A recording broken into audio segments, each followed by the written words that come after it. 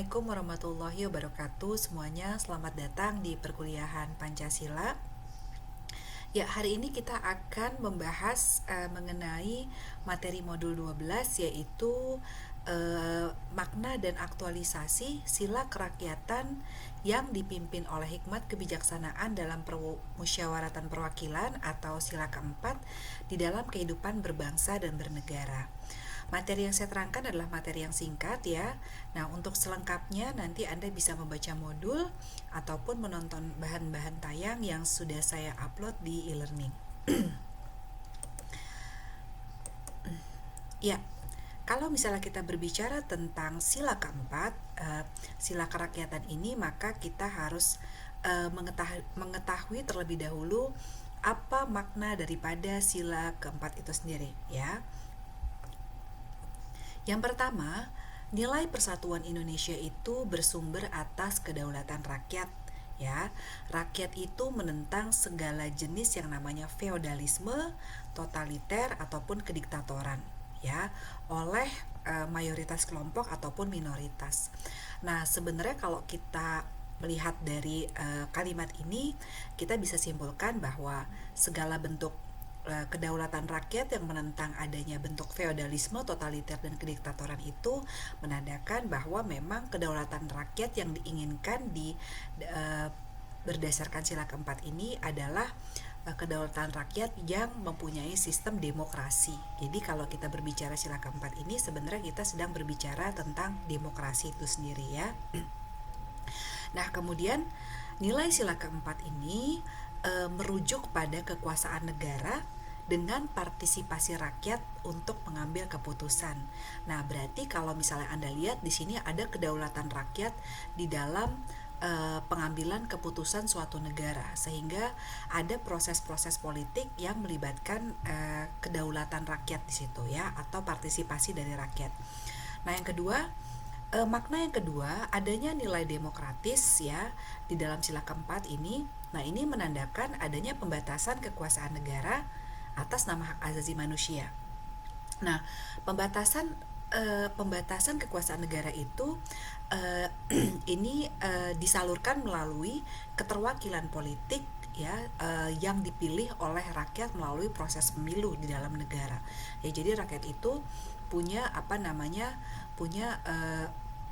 wakil-wakil ya di parlemen sana yang nantinya akan menjadi penyeimbang ya antara kekuasaan dari negara atau legislatif. Seperti kita tahu bahwa kekuasaan kita adalah trias politika, seimbang antara eksekutif, legislatif, dan juga yudikatif. Dan mereka mempunyai fungsi check and balance ya. Nah, kerakyatan yang dipimpin oleh hikmat kebijaksanaan menunjukkan bahwa manusia Indonesia ini mempunyai kedudukan, hak dan kewajiban yang sama ya. Setiap warga negara itu dapat menggunakan hak-haknya dan juga menyadari setiap warga negara dalam menggunakan hak-haknya harus menyadari perlunya selalu memperhatikan dan mengutamakan kepentingan bangsa dan negara. Jadi hakikat dari sila ini adalah demokrasi. Demokrasi di sini adalah hakikatnya adalah pemerintahan dari rakyat, oleh rakyat, dan untuk rakyat. Nah, itu adalah hakikat dari sila keempat ya. Nah, permusyawaratan. Nah, apa itu permusyawaratan? Permusyawaratan artinya mengusahakan keputusan secara bulat ya, tetapi dari hasil mufakat. Keputusan itu harus diambil berdasarkan kesepakatan bersama. Dengan demikian bahwa penentu demokrasi yang berdasarkan Pancasila adalah kebulatan mufakat sebagai hasil kebijaksanaan ya. Nah, bagaimana jika memang suatu keputusan tidak dapat dilaksanakan secara bulat atau tidak bisa didasarkan dengan musyawarah mufakat atau misalnya terjadi kebuntuan? Nah, itu bisa dilakukan dengan cara voting ya. Nah, itu salah satu makna-makna daripada sila keempat ya. Nah, kemudian di manakah penjabaran sila keempat di dalam batang tubuh Undang-Undang Dasar? Nah, ini banyak sekali sila-sila dari Undang-Undang Dasar yang mencerminkan nilai-nilai sila keempat, seperti pasal 1, pasal 2, pasal 3, pasal 5, pasal 20 ya, pasal 28, 37 dan beberapa pasal lainnya. Nah, ini menunjukkan bahwa memang sila keempat ini juga nilai-nilai sila keempat ini juga dicerminkan di dalam beberapa pasal dalam UUD. Memang kalau kita baca isinya, nah ini biasanya pasal-pasal sila keempat ini berkaitan dengan berkaitan dengan sistem demokrasi daripada Indonesia sendiri, seperti adanya pemilihan, kemudian adanya sistem pembagian kekuasaan dan lain sebagainya ya. Nanti kita akan baca di Undang-Undang Dasar.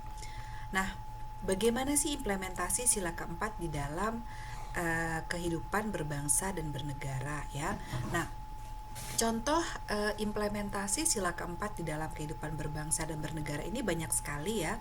Contohnya, nah ini saya hanya merumuskan beberapa contoh saja ya.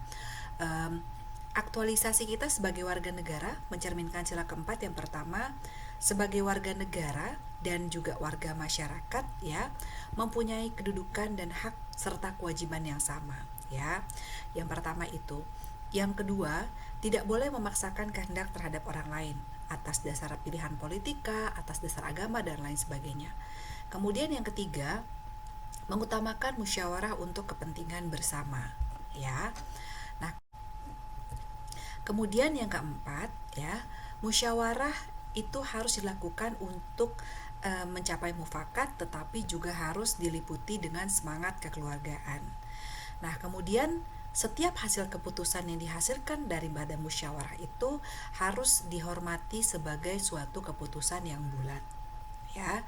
Nah, kemudian di dalam musyawarah mufakat tersebut itu harus diutamakan kepentingan bersama daripada kepentingan pribadi dan golongan. Nah, kemudian musyawarah harus dilakukan dengan akal sehat dan hati nurani yang luhur ya. Keputusan yang diambil harus dapat dipertanggungjawabkan kepada Tuhan Yang Maha Esa, harus juga dapat menjunjung tinggi harkat dan martabat manusia, harus mengandung nilai-nilai kebenaran dan keadilan, dan mengutamakan persatuan untuk kepentingan bersama ya. Nah, kemudian yang terakhir yang juga saya ambil contoh adalah implementasi sila keempat ini bisa memberikan kepercayaan kepada wakil-wakil kita untuk melaksanakan permusyawaratan atau mewakili kita di dalam di dalam negara ya. Nah, kira-kira seperti itu. Kemudian kita akan belajar ya, apa sih nilai-nilai demokrasi yang terkandung di dalam sila keempat.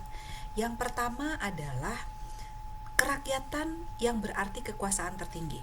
Kekuasaan tertinggi ada di tangan rakyat. Indonesia menganut demokrasi. Kekuasaan tertinggi ada di tangan rakyat, dijalankan melalui wakil-wakil yang dipilih oleh rakyat yang duduk di lembaga legislatif ya. Di situ ada MPR, DPR dan DPD. Yang kedua, hikmat kebijaksanaan berarti menggunakan pikiran yang sehat dengan selalu mempertimbangkan kesatuan dan persatuan bangsa untuk kepentingan rakyat, dan juga demokrasi harus dilaksanakan secara sadar dan jujur, berani bertanggung jawab, dan harus didorong dengan itikat yang baik sesuai dengan hati nurani ya. Nah, kemudian permusyawaratan. Permusyawaratan berarti suatu tata cara untuk turut serta rakyat dalam mengambil bagian pada kehidupan berbangsa dan bernegara. Caranya bagaimana, Bu? Caranya melalui Badan Perwakilan Rakyat atau melalui musyawarah mufakat untuk rakyat. Kita mempunyai acara 5 tahunan sekali, yaitu memilih wakil-wakil kita yang duduk di DPR, DPRD, DPD, kemudian juga DPD ya. Nah, itu merupakan wakil-wakil kita yang mewakili kita untuk turut serta menjalankan kedaulatan rakyat ya di dalam kehidupan berbangsa dan bernegara. Nah, kemudian yang namanya demokrasi itu pasti juga identik dengan kebebasan ya, kebebasan berpolitik, kebebasan dalam memilih, kebebasan untuk berpendapat dan lain sebagainya. Namun Adanya kebebasan ini harus disertai dengan tanggung jawab moral kepada masyarakat, tanggung jawab moral kepada bangsa dan bernegara. Dan yang paling penting adalah adanya tanggung jawab moral terhadap Tuhan Yang Maha Esa. Nah, itu adalah salah satu nilai demokrasi yang terkandung dalam sila keempat. Nah, kemudian apalagi nilai demokrasi yang terkandung dalam sila keempat? Segala proses demokrasi itu harus menjunjung tinggi harkat dan martabat kemanusiaan, ya. Nah, kemudian proses demokrasi harus menjamin dan memperkokoh persatuan dan kesatuan dalam hidup bersama, ya. Kemudian dalam demokrasi harus mengakui dan menghormati adanya perbedaan individu, adanya perbedaan kelompok, suku, ras, dan juga agama. Dan juga harus disikapi bahwa perbedaan itu merupakan kodrat manusia, ya. Nah, kemudian di dalam dunia demokrasi kita harus mengarahkan perbedaan itu di dalam suatu kerjasama kemanusiaan yang adil dan beradab, ya. Dan terakhir, demokrasi harus mewujudkan dan mendasarkan suatu keadilan di dalam kehidupan sosial. Nah, itu saja materi terkait dengan sila keempat Pancasila atau demokrasi. Materi selengkapnya nanti Anda bisa baca di modul, ya, dan juga di bahan tayang, dan juga video-video pendukung yang sudah saya upload di Learning. Terima kasih semuanya. Sampai bertemu di materi berikutnya. Assalamualaikum warahmatullahi wabarakatuh.